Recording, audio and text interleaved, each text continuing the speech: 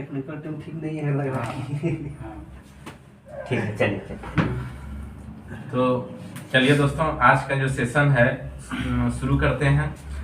Environment and ecology, पर्यावरण एवं पारिस्थितिकी।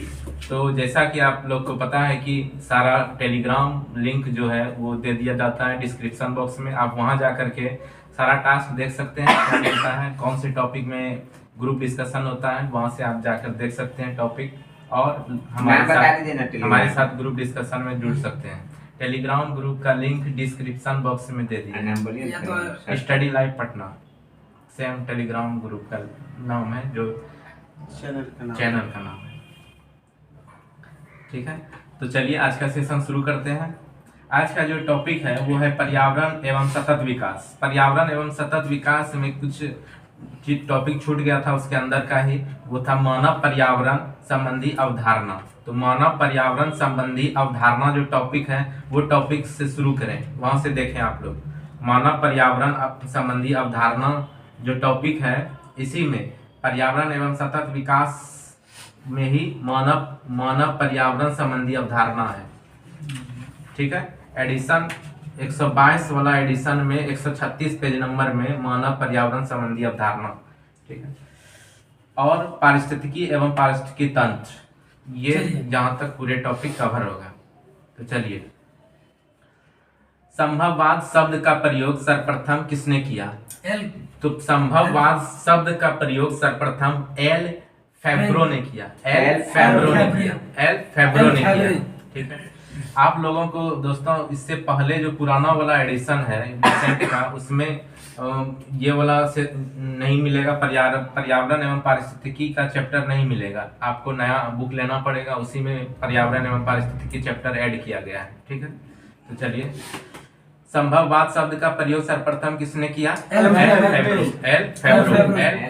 संभववाद एल फेब्रो। मानव अपने पर्यावरण की उत्पत्ति है, किसने कहा? मानव अपने पर्यावरण की उत्पत्ति है, किसने कहा? Miss sample. मानव अपने पर्यावरण की उत्पत्ति है, जो मानव है वो अपने पर्यावरण की उत्पत्ति है। Miss sample. किसके अनुसार? मानव अपने पर्यावरण में संघर्ष करके वर्तमान स्वरूप में पहुंचा है। Charles Darwin. मानव संघर्ष करके अपने वर्तमान स्वरूप में पहुंचा। Charles Darwin. कौन? Charles Darwin. संभववाद शब्द का प्रयोग सर्वप्रथम किसने दिया? L Febvre. संभववाद एल फेब्रे। और मानव अपने पर्यावरण की उत्पत्ति है, किसने कहा? Miss Semple. ठीक है, मिस सैंपल क्या कहा? मानव अपने पर्यावरण की उत्पत्ति है। बताइए, सतत विकास शब्द का प्रयोग पहली बार किसके द्वारा किया गया? Charles Darwin. देखिए, सतत विकास शब्द का प्रयोग पहली बार किसके द्वारा किया गया? सतत विकास का बात हो रहा है। तो सतत मतलब क्या होता है? निरंतर या स्थायी। ठीक है, तो ये IUCN के द्वारा किया गया। IUCN के द्वारा। किस संस्था के द्वारा किया? IUCN के द्वारा। सतत विकास शब्द का प्रयोग पहली बार किसके द्वारा किया गया? IUCN। किसके द्वारा? IUCN। कौन सी संस्था? IUCN के द्वारा। IUCN। किसने सतत विकास शब्द की परिभाषा और कार्य पद्धति की व्याख्या की, जिसे UNO ने स्वीकार कर लिया? यानी कि सतत विकास शब्द का परिभाषा दिया WCED, और इसे UNO ने स्वीकार कर लिया। सतत विकास शब्द पहले दिया कौन था? IUCN। और परिभाषा कौन दिया? WCED। कब दिया? 1987 में। 1987 में स्वीकार किया UNO इसी के परिभाषा को स्वीकार किया, सतत विकास का परिभाषा WCED का।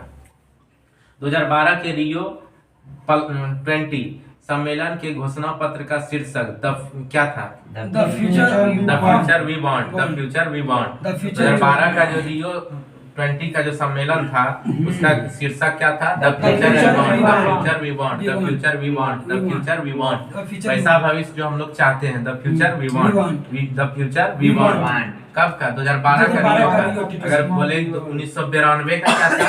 तो तो एजेंडा 21, एजेंडा 21, 1992 का एजेंडा 21 और 2012 का B1 the future we want, the future we want, the future we want, 2012 का the future we want, the future we want, the future we want, 2012 का the future we want, the future we want. सतत विकास या अस्थायी विकास की अवधारणा के सर्वप्रथम प्रतिपादक ब्रंटलैंड सतत विकास या स्थायी विकास भी कहते हैं कि अवधारणा के सर्वप्रथम प्रतिपादक, यानी कि इसका अवधारणा कौन दिया, आदमी के बारे में पूछे तो ब्रंटलैंड, और कोई संस्था पूछे IUCN शब्द दिया और परिभाषा WCED, और आदमी के बारे में पूछे तो ब्रंटलैंड। सतत विकास या स्थायी विकास की अवधारणा किसने दिया? ब्रंटलैंड 1987 में। कब? 1987। WCED जो है वो भी 1987 और 1987 में ब्रंटलैंड ने भी दिया। हो सकता है कि ब्रंटलैंड WCED संस्था में ही काम करता 1987 में ही दोनों का है। ठीक है। जैव संसाधन तथा सतत विकास संस्थान ये कहाँ पर है? ये है मणिपुर में, इम्फाल मणिपुर। जैव संसाधन तथा सतत विकास का संस्थान कहाँ है? मणिपुर। इम्फाल कहाँ है? मणिपुर। इम्फाल में। जैव संसाधन तथा सतत विकास संस्थान कहाँ है? मणिपुर। इम्फाल कहाँ है? मणिपुर। इम्फाल। ठीक है। संयुक्त राष्ट्र संघ की पहल पर सबके लिए ऊर्जा दशक, संयुक्त राष्ट्र का पहल हुआ था सबके लिए ऊर्जा दशक। कब हुआ? 2014 से 23 सबके लिए ऊर्जा दशक 2014 से 23। सभी पर्यावरण संबंधी दिवस उसमें दिया गया है। देखिए जितना भी पर्यावरण संबंधी दिवस है वो एग्जाम के दृष्टिकोण से बहुत ही इम्पोर्टेंट है। ठीक है। तो पर्यावरण संबंधी दिवस हम देखते हैं जो कि एक साथ दे दिया गया है एक ही जगह। चलिए इससे पहले हम एक बार रिवीजन कर लेते हैं। बताइए सतत विकास या अस्थायी विकास की अवधारणा के सर्वप्रथम प्रतिपादक IUCN क्या दिया था? सतत विकास नाम दिया था सबसे पहले, और WCED क्या दिया था? उसका परिभाषा दिया था। ब्रंटलैंड या WCED का परिभाषा दिया था और इसी को कौन माना? UNO माना। ठीक है। बताइए किसके अनुसार मानव अपने पर्यावरण में संघर्ष करके वर्तमान स्वरूप में पहुंचा? Charles Darwin. ठीक है। संभववाद शब्द का प्रयोग सर्वप्रथम किसने किया? एल फेबरे। ठीक है। बताइए जैव संसाधन तथा सतत विकास संस्थान कहाँ है? मणिपुर। जैव संसाधन तथा सतत विकास कार्यक्रम मणिपुर। इम्फाल। जैव संसाधन तथा सतत विकास कार्यक्रम मणिपुर इम्फाल। चलिए अब चलते हैं महत्वपूर्ण पर्यावरण संबंधी दिवस। विश्व जल मग्नता दिवस। जल मग्नता दिवस 2 फरवरी। विश्व जल मग्नता दिवस 2 फरवरी। विश्व जल मग्नता दिवस 2 फरवरी। विश्व जल मग्नता दिवस 2 फरवरी। वेटलैंड दिवस भी 2 फरवरी। वेटलैंड दिवस भी। विश्व आर्द्र भूमि दिवस। ज्यादा ऊंचाई नहीं लगा। ठीक है। ठीक है। राष्ट्र विज्ञान दिवस 28 फरवरी। राष्ट्र विज्ञान दिवस 28 फरवरी। राष्ट्र विज्ञान दिवस 28 फरवरी। विश्व वानिकी दिवस 21 मार्च। विश्व वानिकी दिवस 21 मार्च। विश्व वानिकी दिवस 21 मार्च। विश्व जल दिवस 22 मार्च। विश्व जल दिवस 22 मार्च। विश्व जल दिवस 22 मार्च। और 22 मार्च को ही क्या मनाया जाता है? बिहार दिवस। कैमा बनाया गया अभी 111। अब पूछेगा कौन सा थीम था? युवा शक्ति बिहार प्रगति। कौन सा टॉपिक था? थीम पूछेगा युवा शक्ति बिहार। युवा शक्ति बिहार की प्रगति। बढ़ाए हम लोग का शक्ति तब ना। चलिए विश्व जल दिवस कब? 22 मार्च। विश्व जल दिवस 22 मार्च। पूछेगा विश्व गौरैया दिवस तो 20 मार्च। विश्व गौरैया दिवस 20 मार्च। मोस्ट इम्पोर्टेंट है विश्व गौरैया दिवस 20 मार्च। ठीक है। विश्व मौसम विज्ञान दिवस 23 मार्च। मौसम विज्ञान दिवस 23 मार्च। विश्व मौसम विज्ञान दिवस 23 मार्च। विश्व मौसम विज्ञान दिवस 23 मार्च। विश्व स्वास्थ्य दिवस 7 अप्रैल। स्वास्थ्य दिवस 7 अप्रैल। स्वास्थ्य स्वास्थ्य 7 अप्रैल। जल संसाधन दिवस 10 फरवरी। जल संसाधन दिवस 10 अप्रैल। 10 अप्रैल। और जल मग्नता दिवस 2 फरवरी। जल संसाधन दिवस 10 अप्रैल। जल संसाधन दिवस 10 अप्रैल। और जल मग्नता दिवस 2 फरवरी। 2 फरवरी। विश्व पृथ्वी दिवस 22 अप्रैल। विश्व पृथ्वी दिवस 22 अप्रैल। और 22 मार्च को जल दिवस। विश्व प्रवासी पक्षी दिवस 8 मई। विश्व प्रवासी पक्षी दिवस 8 मई। विश्व प्रवासी पक्षी दिवस 8 मई। तो साइबेरियन पक्षी से उल्टा जाता है ना वही। वही प्रवासी पक्षी बाहरी प्रवासी पक्षी दिवस विश्व जैव विविधता दिवस 22 मई। जैव विविधता दिवस 22 मई। विश्व जैव विविधता 22 दिवस मार्च 22 मई 22 अप्रैल और 22 मई ये तीनों इम्पोर्टेंट। जैव विविधता दिवस ना। 22 मार्च बायोडाइवर्सिटी डे। जल दिवस। जल दिवस 22 अप्रैल पृथ्वी दिवस। 22 मई जैव विविधता दिवस। 22 मई जैव विविधता दिवस तंबाकू मुक्ति दिवस 31 मई। तंबाकू मुक्ति दिवस 31 मई आज ही मनाया जाता ना। आज ही आज मई मार्च है। मई है। मार्च मई 31 मई। 31 मार्च के 31 मई। कुछ होता है। हाँ 31 मार्च के लिए 31 मार्च 31 मार्च को नहीं दिया है उसका। तंबाकू मुक्ति दिवस 31 31 मई मई। तंबाकू मुक्ति दिवस 31 31 मई। मई विश्व पर्यावरण दिवस 5 जून 5 विश्व पर्यावरण दिवस 5 5 जून। विश्व पर्यावरण दिवस 5 5 विश्व महासागर दिवस 8 विश्व महासागर 8 दिवस और 8 मई को विश्व प्रवासी पक्षी दिवस जो कि महासागर से ही आएगा 8 समुद्र पार करके 8 जून को 8 महासागर मई 8 मई को परवा- राष्ट्रीय प्रवासी पक्षी पक्षी प्रवासी दिवस। अब भारतीय प्रवासी दिवस 9 जनवरी 9 जनवरी कब से मनाया जा रहा है? 2003 से। हर साल मनता था। अब कब से 2 साल पर मन रहा है? 2015 से। 2015 से विश्व महासागर दिवस 8 जून। 8 जून और प्रवासी पक्षी 8 दिवस मई। 8 मई 8 मई विश्व भूगर्भ जल दिवस 10 10 जून। 10 जून। भूगर्भ जल दिवस 10 जून देखिए जल संसाधन दिवस जल 10 अप्रैल 10 अप्रैल और विश्व भूगर्भ जल दिवस 10 जून 10 जून। और जल दिवस 22 मार्च। जल दिवस 22 जल मार्च मगनता मग्नता दिवस 2 2 फरवरी। फरवरी जल मग्नता दिवस 2 2 फरवरी। फरवरी यही सब अब पूछेगा कि विश्व हिंदी दिवस। विश्व हिंदी दिवस 14 14 जनवरी। 10 10 जनवरी। जनवरी। हिंदी दिवस 14 सितंबर। अब पूछेगा कि अंतर्राष्ट्रीय मातृभाषा दिवस 21 फरवरी। 21 फरवरी हाँ। अंतर्राष्ट्रीय मातृभाषा दिवस एगो पूछता है कि राष्ट्रीय महिला दिवस है वो अंतर्राष्ट्रीय महिला दिवस। अपने सके तो महिला 8 मार्च। अंतर्राष्ट्रीय महिला 8 मई को 8 मई 8 मार्च को 8 और 13 फरवरी को राष्ट्रीय महिला हाँ, दिवस। तो वो सरोजिनी सरोजिनी नायडू नायडू नायडू। और उसी दिन रेडियो दिवस। रेडियो दिवस भी मनाया जाता है 13 फरवरी। चलिए विश्व भू मरुस्थलीकरण एवं 17 जून। अनावृष्टि की रोकथाम हेतु अंतर्राष्ट्रीय दिवस 17 जून 17 जून विश्व 17 मरुस्थलीकरण दिवस। जून मरुस्थलीकरण और अनावृष्टि यानी कि जहाँ वर्षा नहीं होता है उसकी रोकथाम हेतु अंतर्राष्ट्रीय दिवस 17 जून। 17 जून जून को। 17 जून को विश्व जनसंख्या दिवस 11 जुलाई। विश्व जनसंख्या दिवस 11 जुलाई। विश्व जनसंख्या दिवस 11 जुलाई। विश्व प्रकृति संरक्षण दिवस 28 जुलाई। विश्व 28 प्रकृति जुलाई। संरक्षण दिवस 28 जुलाई। विश्व प्रकृति संरक्षण दिवस 28 जुलाई। विश्व ओजोन दिवस 16 सितंबर। विश्व ओजोन दिवस 16 सितंबर। विश्व ओजोन दिवस 16 सितंबर। विश्व वन्य जीव दिवस वन्य जीव दिवस 1 अक्टूबर। विश्व वन्य जीव दिवस 1 1 अक्टूबर विश्व अक्टूबर। वन्य जीव दिवस 1 अक्टूबर। विश्व वन्य जीव दिवस 1 अक्टूबर। विश्व वन्य जीव दिवस 1 अक्टूबर।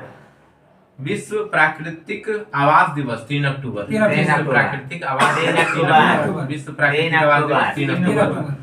वन्य जीव सप्ताह 1 से 7 1 से 7 अक्टूबर। वन्य जीव सप्ताह 1 1 से से 7 7 अक्टूबर वन्य जीव सप्ताह 1 1 से से 7 7 अक्टूबर विश्व शाकाहार दिवस 6 अक्टूबर। विश्व शाकाहार दिवस 6 6 अक्टूबर अक्टूबर। विश्व शाकाहार दिवस 6 6 अक्टूबर अक्टूबर। विश्व शाकाहार दिवस 6 6 अक्टूबर। अक्टूबर विश्व आपदा नियंत्रण दिवस 13 अक्टूबर विश्व आपदा नियंत्रण दिवस 13 अक्टूबर। विश्व आपदा नियंत्रण दिवस 13 अक्टूबर। विश्व आपदा नियंत्रण दिवस 13 अक्टूबर। विश्व खाद्य दिवस 16 अक्टूबर। विश्व खाद्य दिवस 16 अक्टूबर। विश्व खाद्य दिवस 16 अक्टूबर। राष्ट्रीय पर्यावरण जागरूकता माह 19 अक्टूबर से 18 नवंबर राष्ट्र पर्यावरण जागरूकता माह 19 अक्टूबर से 18 नवंबर। 19 अक्टूबर से 18 राष्ट्रीय पक्षी दिवस 12 नवंबर। 12 राष्ट्रीय पक्षी दिवस 12 नवंबर। राष्ट्रीय पक्षी दिवस 12 नवंबर। राष्ट्रीय पक्षी दिवस 12 नवंबर। विश्व शौचालय दिवस 19 नवंबर। विश्व शौचालय दिवस 19 नवंबर। उसी दिन इंदिरा गांधी जी का भी जन्म है। जन्म दिवस मनाया जाता है। पुरुष दिवस। हाँ हाँ, पुरुष दिवस 19 नवंबर। हाँ। और विश्व पर्यावरण संरक्षण दिवस 28 नवंबर। 28 नवंबर। पर्यावरण संरक्षण दिवस 28 नवंबर। पर्यावरण संरक्षण दिवस 28 नवंबर। पर्यावरण संरक्षण दिवस 28 नवंबर। याद रखिएगा। विश्व प्रकृति संरक्षण दिवस 28 जुलाई। पर्यावरण संरक्षण दिवस 28 नवंबर और पर्यावरण संरक्षण दिवस 28 नवंबर और प्रकृति संरक्षण दिवस 28 जुलाई। प्रकृति के लिए 28 जुलाई और पर्यावरण के लिए 28 नवंबर। 28 नवंबर। ठीक है। प्रकृति के लिए 28 जुलाई और पर्यावरण के लिए 28 नवंबर। राष्ट्रीय प्रदूषण रोकथाम दिवस 2 दिसंबर। राष्ट्रीय पर्यावरण रोकथाम दिवस 2 दिसंबर। राष्ट्रीय ऊर्जा संरक्षण दिवस 14 दिसंबर। राष्ट्रीय ऊर्जा संरक्षण दिवस 14 दिसंबर। वन महोत्सव जुलाई एवं फरवरी का प्रथम सप्ताह। जुलाई और फरवरी का प्रथम सप्ताह वन महोत्सव। चलिए यहाँ तक याद हो गया। कुछ दिन महासागर बाद दिवस 5 दिसंबर। 8 महासागर जून। 8 जून। 8 जून। लेकिन राष्ट्रीय समुद्री दिवस भी मनाता और 8 मई को विश्व प्रवासी पक्षी दिवस। हाँ समुद्री दिवस राष्ट्रीय समुद्री समुद्री दिवस 5 या 6 अप्रैल को। 5 को 5 5 अप्रैल दिसंबर। ना अप्रैल नहीं में। नहीं 5 अप्रैल। हाँ, और राष्ट्रीय विश्व समुद्री दिवस 8 जून को। 8 जून। ठीक है। ठीक है। इसको दोहरा दीजिए। चलिए बोलिए। हाँ। तंबाकू मुक्ति दिवस। 31 मई। विश्व ओजोन दिवस। 16 सितंबर। वन्य जीव सप्ताह 1 से 7 7 अक्टूबर में 1 से 7 अक्टूबर। मनाया जाता है। 7 अक्टूबर। मरुस्थलीकरण एवं 17 जून। 17 दिवस। 17 जून। विश्व पृथ्वी दिवस 22 अप्रैल। 22 अप्रैल। विश्व पर्यावरण संरक्षण दिवस 5 जून। 5 पर्यावरण संरक्षण दिवस 28 पर्यावरण संरक्षण 28 नवंबर। नवंबर 28 नवंबर। पर्यावरण दिवस 5 जून। 5 जून। विश्व प्रकृति संरक्षण दिवस 28 28 जुलाई। 28 जुलाई। 28 जुलाई। बताइए।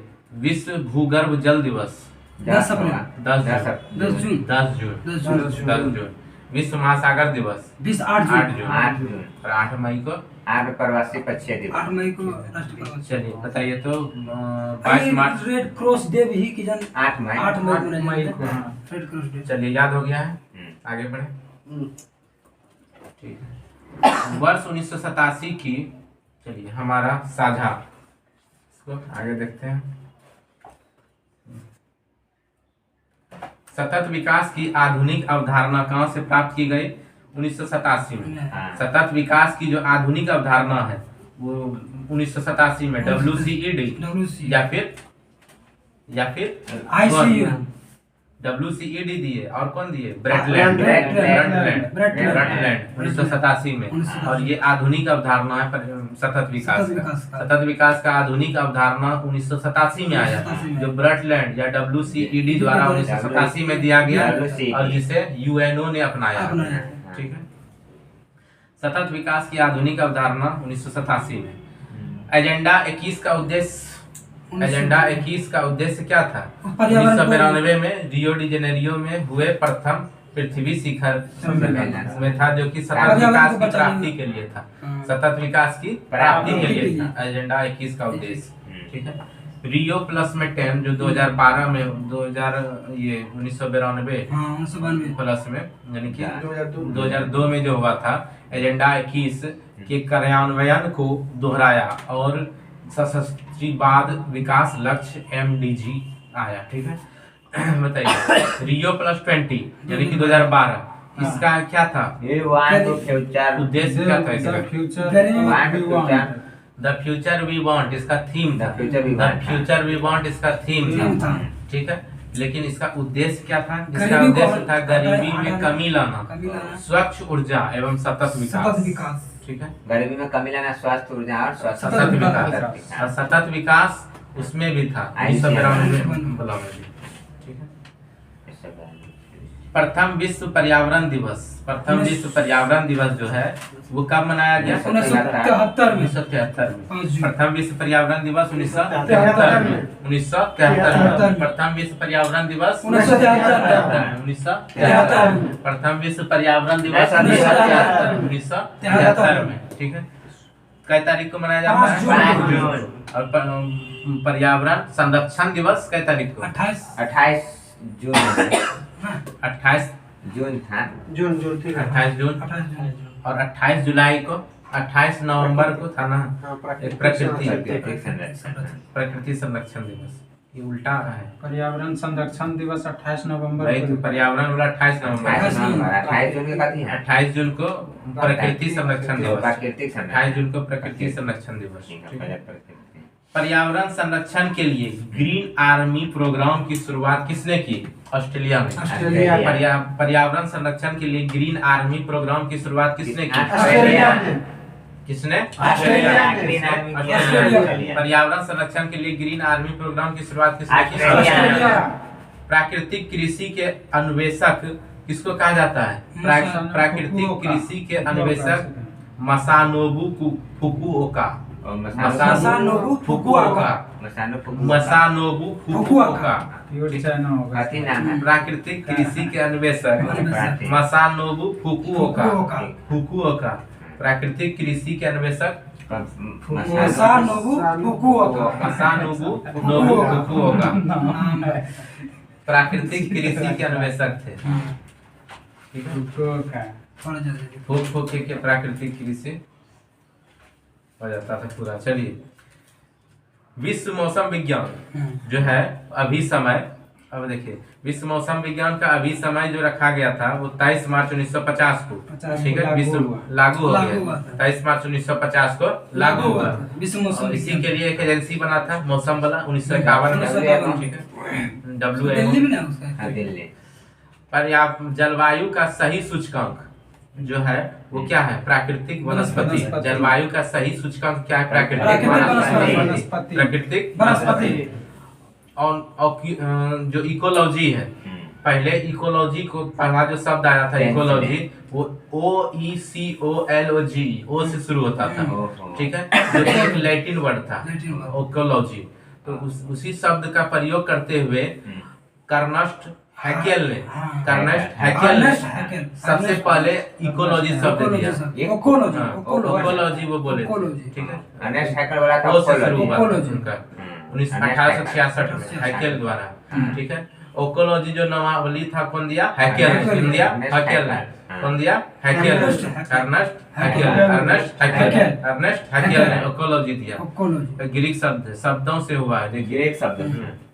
औकोस और इकोस, इसका जो पहला शब्द है उसका अर्थ है रहने का रहने का स्थान, स्थान। और लोगोस का अर्थ है अध्ययन। अध्ययन। यानी कि आगे चलकर रहने का इकोलॉजी को क्या कर दिया गया? इकोलॉजी।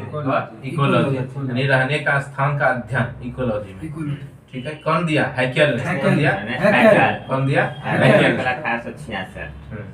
ठीक है, पारिस्थितिकी को सर्वप्रथम परिभाषित करने और विस्तृत अध्ययन करने के का श्रेय किसे जाता है? Ernest Haeckel. जर्मन वैज्ञानिक अर्नेस्ट हैकेल। जर्मन वैज्ञानिक अर्नेस्ट अर्नेस्ट हैकेल। हैकेल। पारिस्थितिकी का अध्ययन करने का श्रेय किसे जाता है? अर्नेस्ट हैकेल को। किसको जाता है? Ernest Haeckel. पारिस्थितिकी का अध्ययन करने का श्रेय किसे जाता है? Ernest Haeckel. Ernest Haeckel. Ecology शब्द किसने दिया? Ernest Haeckel. अर्नेस्ट हैकेल ने। और सतत विकास शब्द किसने दिया? IUCN।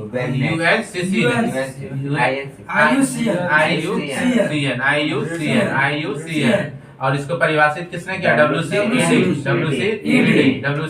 का 1987 में। और इस ब्रेंडलैंड शब्द का प्रयोग किया था। ठीक है, और इकोलॉजी शब्द किसने दिया था? Ernest Haeckel. बताइए, इसके अनुसार जीवधारियों के कार्बनिक वातावरण और पारंपरिक संबंधों के अध्ययन को पारिस्थितिकी अथवा पारिस्थितिकी विज्ञान कहते हैं।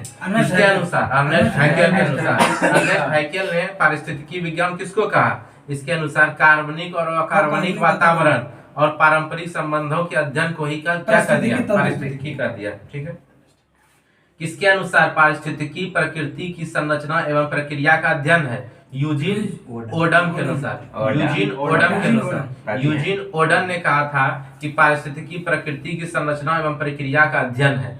यूजीन ओडम यूजीन ओडम में पारिस्थितिकी तंत्र शब्द किसने गढ़ा? ऑर्थर टेंसले ऑर्थर टेंसले पारिस्थितिकी तंत्र शब्द किसने गढ़ा? ऑर्थर टेंसले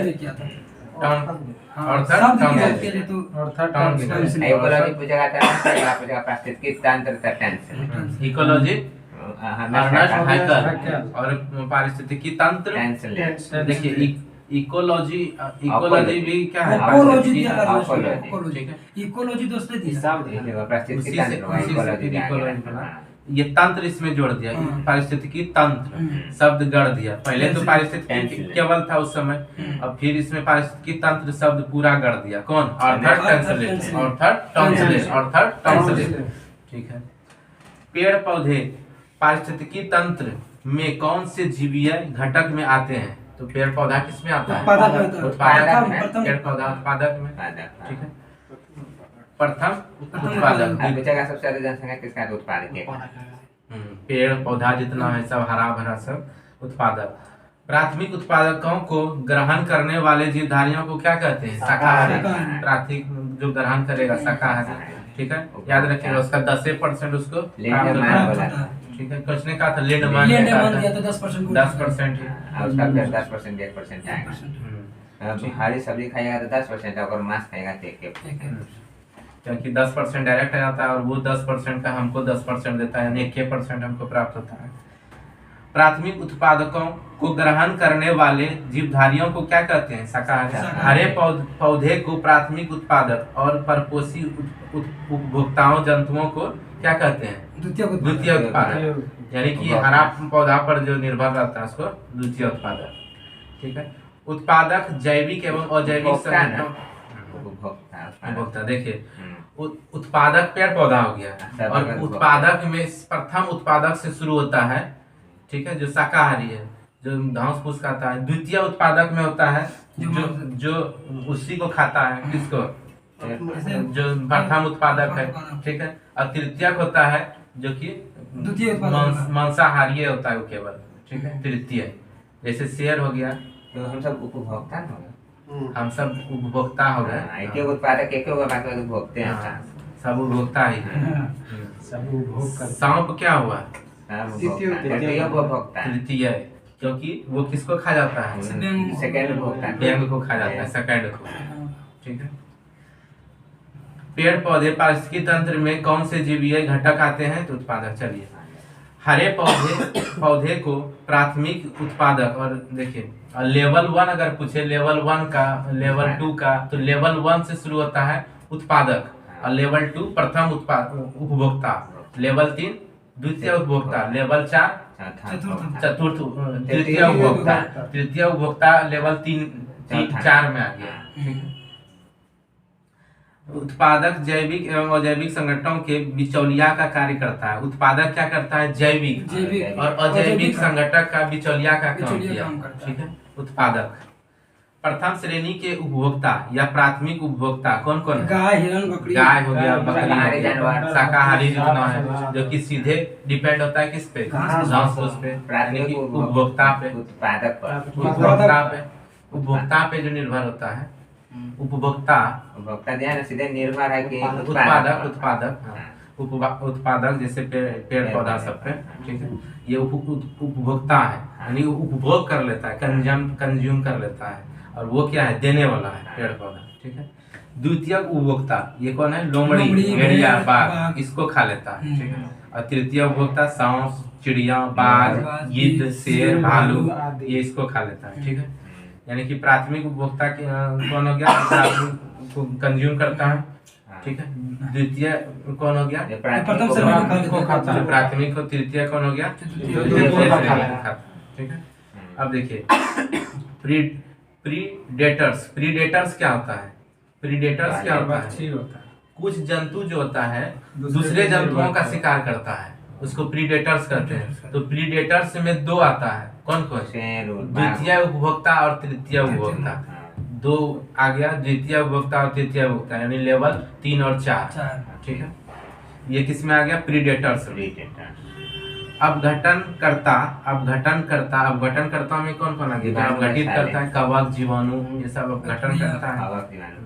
मृत पौधों एवं जंतुओं का अपघटन प्रकृति करता है, इसीलिए इसको क्या कहते हैं? यानी कि मरा हुआ सब गाछ वृक्ष यानी कि खराब चीज को अपघटित करके हटा देता है, इसीलिए इसको कहते हैं प्रकृति का मेहतर।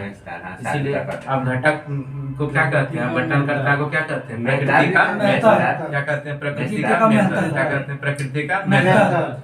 ऊर्जा का कितना प्रतिशत भाग एक पोषण स्तर से दूसरे पोषण स्तर में? 10%। किसने दिया था? लैंडमार्क। समुद्री वातावरण में मुख्य प्राथमिक उत्पादक यानी कि मुख्य प्राथमिक उत्पादक समुद्री वातावरण में समुद्र में कौन है? शैवाल तो उत्पादक है, लेकिन सबसे बहुत बड़ा तंत्र बनाता है वो है फाइटोप्लैंक्टन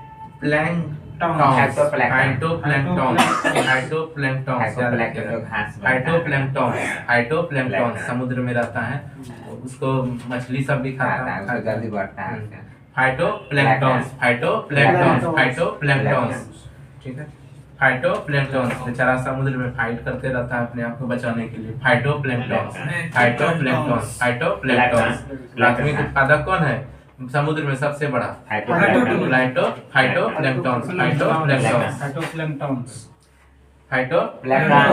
खाद्य श्रृंखला में मानव प्राथमिक एवं द्वितीयक उपभोक्ता है। ठीक है, खाद्य श्रृंखला में जो है मानव क्या है? प्राथमिक और द्वितीयक दोनों है, यानी कि शाकाहारी भी और मांसाहारी भी है। कार्निवोरस भी और हार्निवोरस भी है। जो अनिम्नीकरणीय प्रदूषक है जिसका बायोडिग्रेडेबल नहीं हो पाता है, उसमें कौन कौन आता है? डीडीटी हो गया, क्लोरीनेटेड हाइड्रोकार्बन हो गया। ठीक है, जिसका हम लोग अगर कंज्यूम कर लेते हैं, ये फैट में घुलनशील होता है, हम लोग कंज्यूम कर लेते हैं तो फैट से ये डायरेक्ट ब्लड रुधिर से के अंदर चले जाता है, जिससे कि हमारे शरीर में ही रह जाता है, वो बाहर नहीं निकल पाता है। कौन कौन चीज? डीडीटी हो गया, क्लोरीनेटेड हाइड्रोकार्बन हो गया, ये बहुत ही हानिकारक है शरीर के लिए। और जैव आवर्धन जो है BHC है, DDT है, 2,4-D है, पारा, ये सब भी हानिकारक है शरीर के लिए। ठीक है, तो यहाँ तक हमारा सेशन समाप्त होता है इन्वायरमेंट एंड इकोलॉजी का। ये आपको जो नया किताब है, बहुत सारे पुराने पुस्तक में ये नहीं मिलेगा, पर्यावरण एवं पारिस्थितिकी, तो आपको नया किताब लेना पड़ेगा, उसमें पूरा दिया गया है, उससे आप देख सकते हैं। तो चलिए आज का सेशन यहीं समाप्त करते हैं। जुड़े रहें हमारे साथ, चैनल को जल्द से जल्द 1000 सब्सक्राइबर पुराइए, तभी हम लोग आप लोगों के सामने लाइव आ सकते हैं। ठीक है, ओके दोस्तों, जय हिंद, जय श्री राम, जय श्री राम। जय भारत।